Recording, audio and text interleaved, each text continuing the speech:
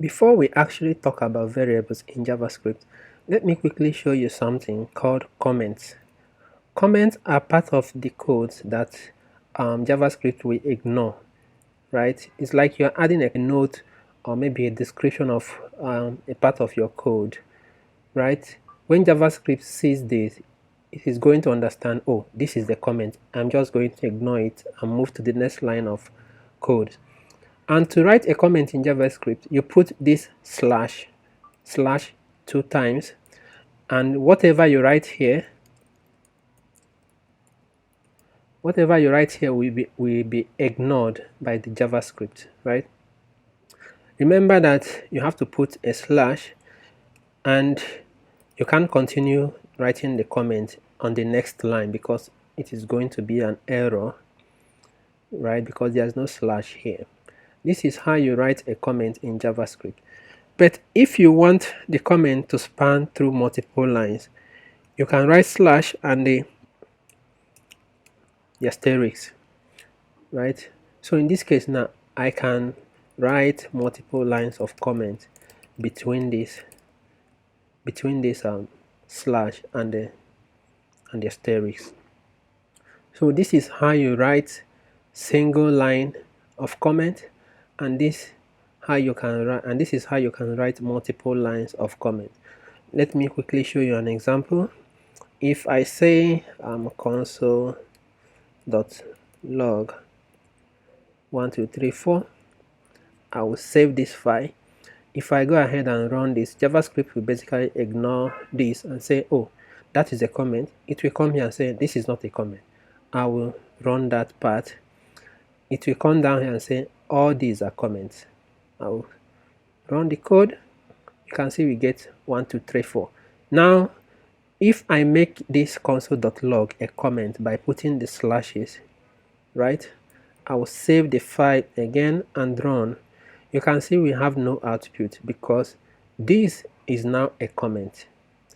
So that is basically what I want to show you before we move on to variables. Let's talk about variables in JavaScript. What are variables, or what is a variable?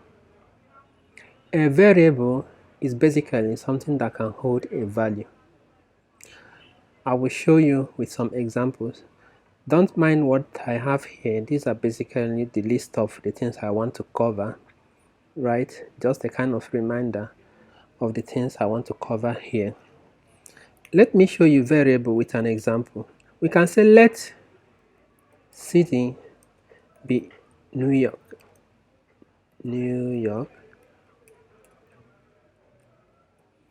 What is happening here is that we have declared a variable city and we assign the value New York to it. Remember I said that a variable holds a value. So it means that this variable called city holds this value New York. So the way to do it is you type let. This is not arbitrary. You can't just type anything here, right? You type let and the name of the variable, whichever name you choose, depending on what makes sense, right? You can't say let age be New York. It doesn't make sense. So we can say let city. We put this assignment operator or equality sign, and then the value you want to store in the variable. Remember that to output something in JavaScript, we can use console.log. So if I go ahead to output what is stored in city, I will save this file, save, right-click inside the file, and run using CodeRunner extension that we installed earlier in VS Code. We get the output city because that is what we assigned to this variable named city, right? Okay, but what if you have changed your mind? What if for some reason you want to assign a different value to the variable? In other words, you can reassign a value, or you can reassign a variable.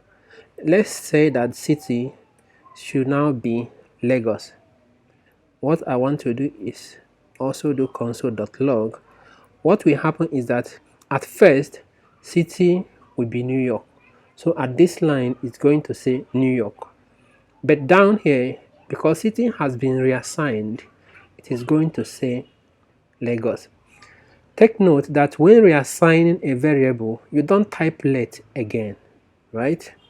So we save this file, we right click inside the file and we click run, we get New York, which is coming from the variable declaration here, and here we have Lagos, which is coming from variable reassign, where we reassigned the variable.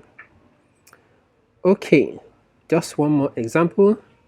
We can say let age be 12.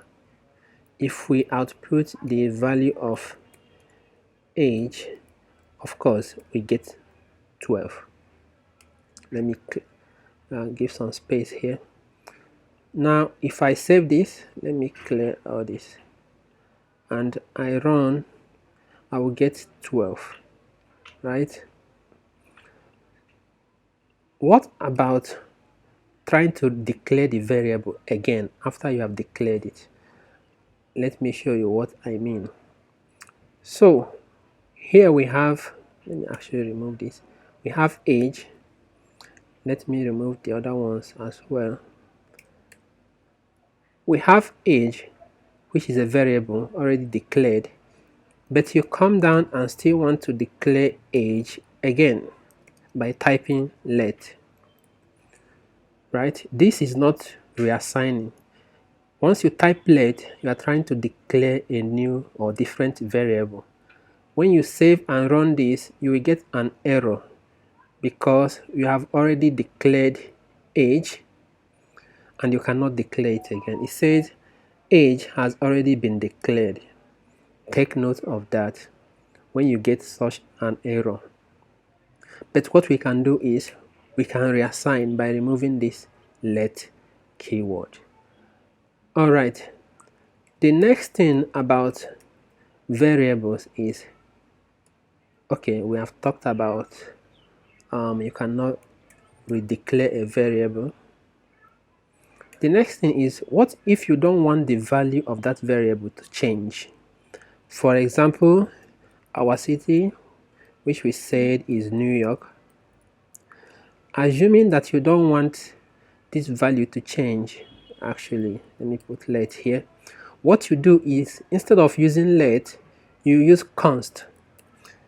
This is like saying constant. It does not, you cannot reassign it actually. So we cannot try to reassign, we cannot reassign city now because we declared it as const instead of let. In other words, constant. It means that this line of code will throw an error, like saying, oh, you declared city constant, you cannot reassign its value. If I save this, right click and run, we get an error. It says assignment to constant variable, basically saying we cannot reassign we cannot reassign a constant, right? Let me remove that reassignment, and I will clear this.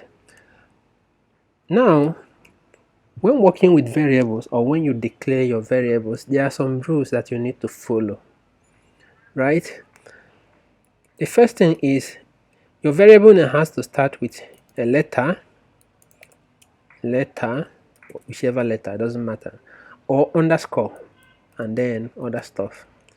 But it should not start with something like number or maybe special character.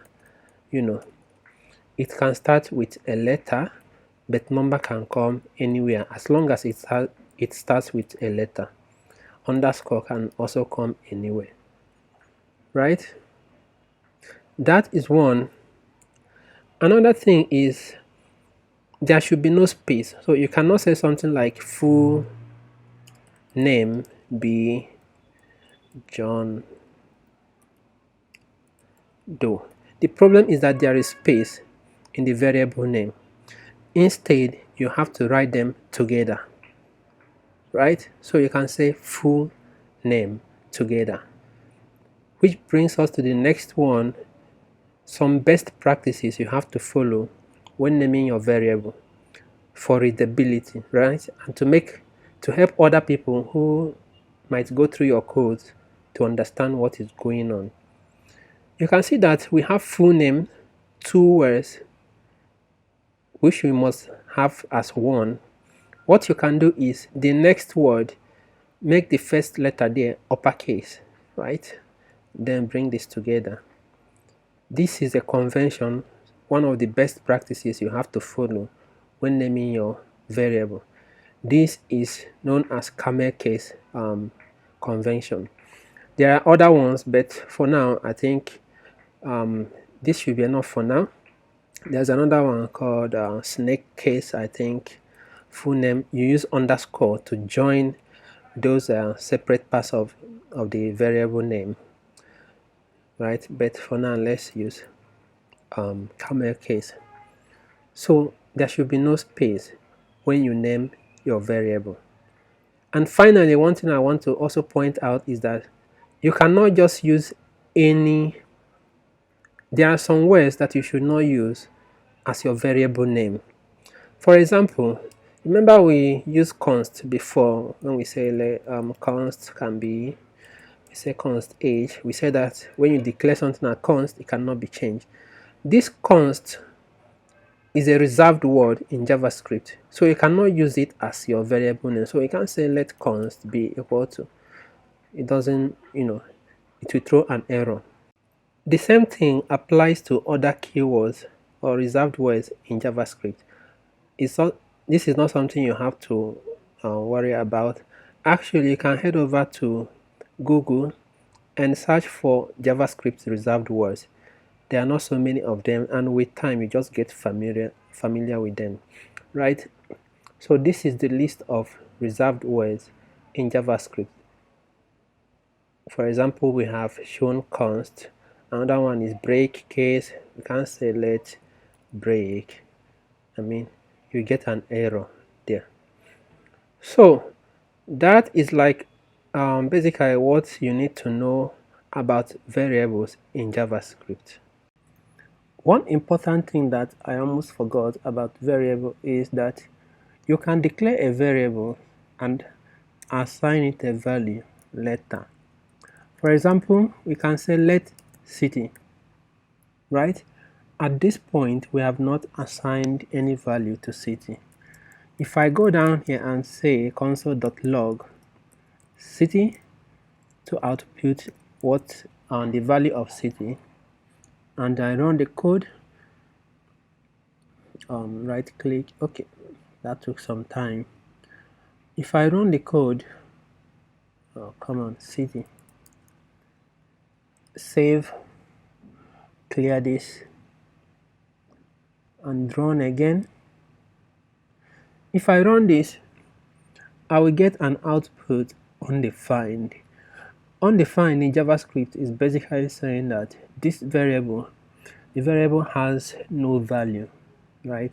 Even though it exists. Remember that we have not assigned any value to it. So later in your code, you can assign a value to your variable. That is, it is not a must that you have to assign a value to your variable immediately you declare it. You can assign that value somewhere down, but not before you declare the variable, right? And then there is one more thing. Before, we used to declare variable like this. You can say var city to be Lagos. This is like the old way of declaring variable in JavaScript. There are some technical differences between using this var and using let, right? Just in case you are going through some JavaScript code and you notice the word var. It is the another way or the old way of doing this, but this let is the modern or better way of declaring variable. So, and let me quickly print out city, which we declared with var log age. So we are going to get both output. It doesn't really matter whether you declare with var or age, but there are some differences. So for now, you have to stick with let and not var. Finally, let's talk about statements. A statement is just like the smallest piece of code that makes sense. For example, by making sense, if you say var, actually I don't want to use var. If you say let, you have basically not said anything, right? But if you say let city, maybe something like this, or you have made a complete statement that makes sense to JavaScript. So what we have here is a statement, and a statement ends with the semicolon. Although in JavaScript semicolon you can leave it out, but most time, you actually just want to put it there to avoid some unexpected behavior depending on how the lines of codes are written. So this line of code is a statement. Also, console.log 1 2 3 4 5, this is another statement, right? The smallest piece or pieces of code that make sense actually to the JavaScript language is what we know as statement. Alright, please hit the like button and subscribe. Thank you for watching. This will be the end of this lesson.